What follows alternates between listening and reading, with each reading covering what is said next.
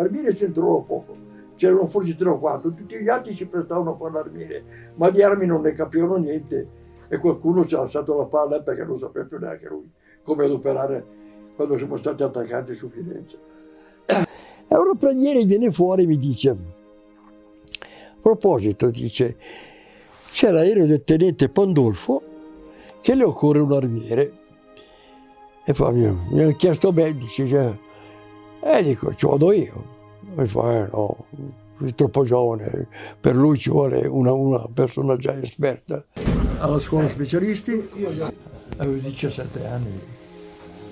Ma, esperto o non esperto, però, e chi era?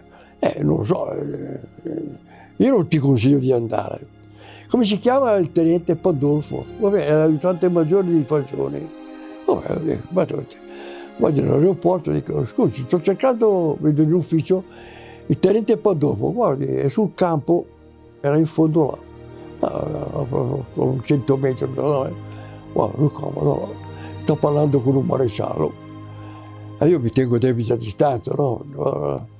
E sto lì, finalmente si accorge di me, dice, vieni avanti, devi dirmi qualcosa. Sì, signor tenente, saluto. Tenente, buongiorno. So che per il suo velivolo sto cercando un armiere per la difesa del suo aereo. Se non ho l'incontrario, io sono disposto a prendere questo posto qua. La morte in faccia, sì, come dire, chi è che schifo? Arrivo tutti in un colpo. Il maresciallo sta per accendere una sigaretta e mi guarda in faccia come dire, la tua orecchia che schifo, pensa di vincere la guerra. E lei mi guarda così, il tenente. Poi mi dice, ma quanti anni hai? E dico, 20 anni. Era il 10 di marzo, l'11 marzo. Al 23 aveva compiuto i 18 anni, ho detto 20 anni. Ma guardi in faccia. 20 anni? 20 anni, dico io. Ora salta di mezzo il maresciallo. Balilla, mi fa, così, né? Balilla, vieni un po' qua. Ma hai mai provato a volare qualche volta? Non sai cosa vuol dire volare? Sì? Dico, prova. Ah sì? E dove hai volato? Guardi, io provengo da uno stormo di bombardamento terrestre a distanza all'isola di Rodi. E cosa facevi? Se andavo a bombardare, si chiama, a Tripoli di Siria, ho detto, chi era il comandante? Il comandante era il colonnello Logori, io facevo parte della 195esima squadriglia e il tenente che mi comandava era il conte, per ogni compagno serve era un ligure, tipo... E hai fatto qualche cosa? Sì, ho partecipato anche a una ricognizione armata, 4 bombe, abbiamo girato per 5 ore in cerca, ma dopo è arrivato 8 settembre e il tenente mi guardava senza parlare. E lui mi guarda in faccia e dice, ma con Moschi poi, lui mi ha guardato tu in faccia, poi è stato rivolto e gli dice, il tenente dice, cosa ne facciamo? Il tenente fa, ma guarda tu, se lo vuoi tenere. Io mi dico, un maresciallo che gli dice al tenente cosa ne facciamo e che allora gli risponde guarda tu cosa vuoi fare. Fa, guarda, io lo sveglio, giovane, mi piace perché ci può portare fortuna. Guarda che è un po' giovane. Ma no, per me va bene. Ma dico, se lo vuoi, prendilo, ma se lo tengo. Allora vai, fatti dare il tuo nome all'ufficio, nell'equipaggio, buonanotte. Vado in ufficio e dice, do il mio nome, poi vado da un maresciallo che era senza capelli, pelato, un parrucchino. Ho detto, sono un nuovo compagno dell'equipaggio, che non mi guarda e dice, tu? Ci pensavo un po' più anziano. Vabbè, d'accordo, sono contenti loro. Poi vado dal marconista, dico, che conoscevo già, dico, guarda, sono nuovo. Ah, sì, Sono contento, dice, ti accorgerai cosa vuole la guerra, guarda, io mi sono salvato una volta col paracadute in fiamme, insomma, l'ho lasciato che era un po' triste, come impressione, ma mica fatto troppo bella. Comunque vengo io, vado a preghiere dico, mi ha preso, però non capisco mica chi è quel maresciallo lì, che si intromette al posto del tenente e decide lui cosa fare.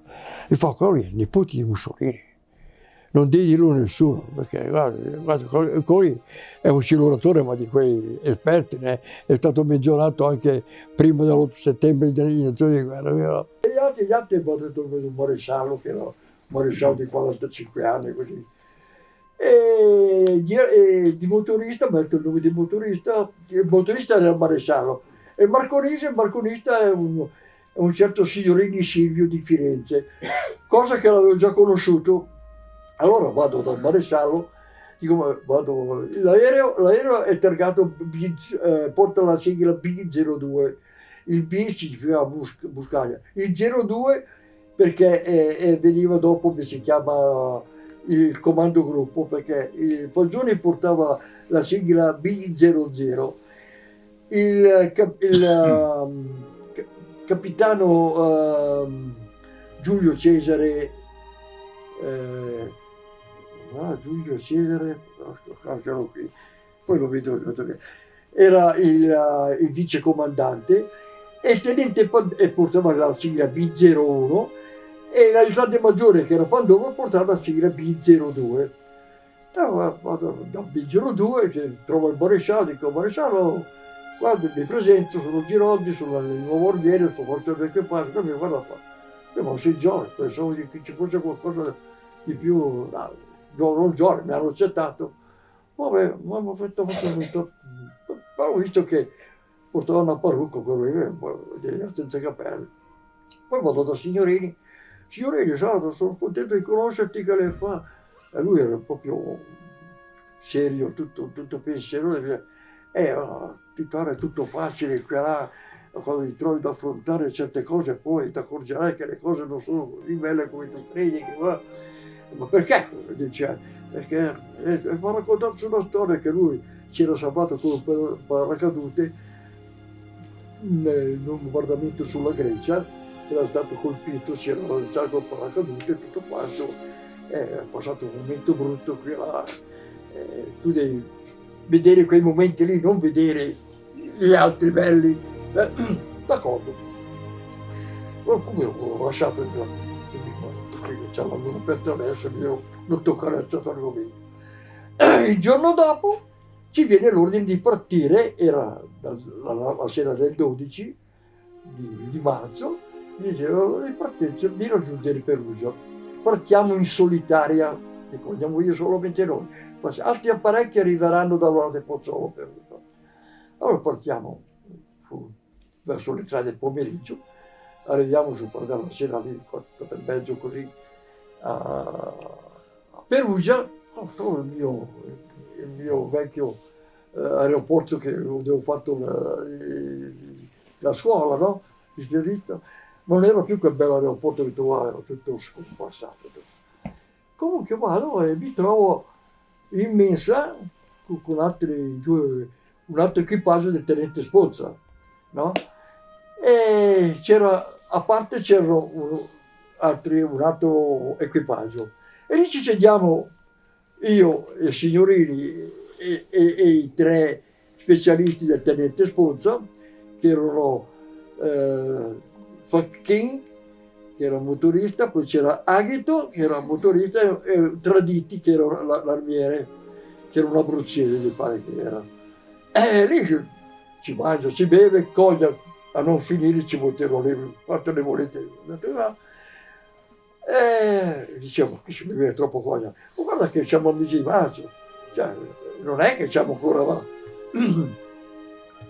Poi di notte, guarda che fa freddo, bevi coglia, poi ti fa dimenticare tutto. Sai, dimenticare tutto. Cosa pensi di salvarti? Lo faccio per caso all'overca, non ti accorgi nemmeno. Guarda, se ti prendono in pieno tu non fai tempo di dire Anne che sei già male. Porca, una bella prospettiva che mi devi raccontare questo. Vabbè, gira, contiamo un po' di barzellette per ridere. Poi a un certo punto, con le 11:30, ti dice, si parte.